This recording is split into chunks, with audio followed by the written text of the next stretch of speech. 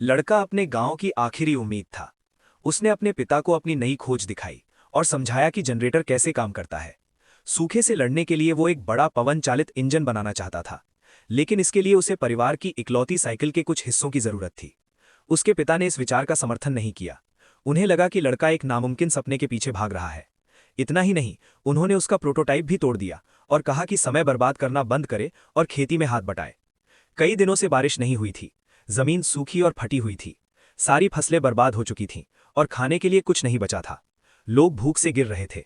यहां तक कि उनका वफादार कुत्ता, जो बचपन से लड़के के साथ था, वो भी नहीं बच पाया। लड़का चुपचाप रो पड़ा। उसकी मां ने पिता को समझाने की कोशिश की। बात धीरे धीरे बहस में बदल गई। उसने याद दिलाया कि वे पहले ही बहुत कुछ खो चुके हैं। उसके माता पिता, उनकी जमीन, यहां तक कि उनकी बेटी भी इस सूखे की भेंट चढ़ चुकी थी। क्या अब वे अपने बेटे की उम्मीद भी छोड़ देंगे? जब खाने के लिए कुछ नहीं बचा तो साइकिल रखने का क्या फायदा? क्यों ना अपने बेटे पर एक बार भरोसा किया जाए।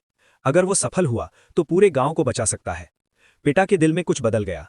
वो तुरंत साइकिल लेकर खेतों की ओर गए और बिना हिचकिचाहट उसे अपने बेटे को सौंप दिया। उस पल से उन्होंने हर कदम पर उसका साथ दिया और गांव वालों को भी मदद के लिए बुलाया। जल्द ही पंप तैयार हो गया।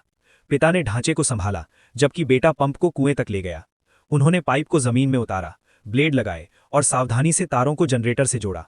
तभी हवा चलने लगी। ब्लेड घूमने लगे, धीरे धीरे, फिर तेजी से। जनरेटर चल पड़ा। गांव वाले सांस रोके देख रहे थे।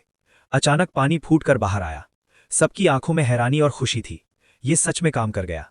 पिता दौड़कर आए और अपने बेटे को गले लगा लिया। उन्होंने कर दिखाया था। ये किसी चमत्कार से कम नहीं था। गांव में खुशियों की लहर दौड़ गई। अब सूखा अंत नहीं था।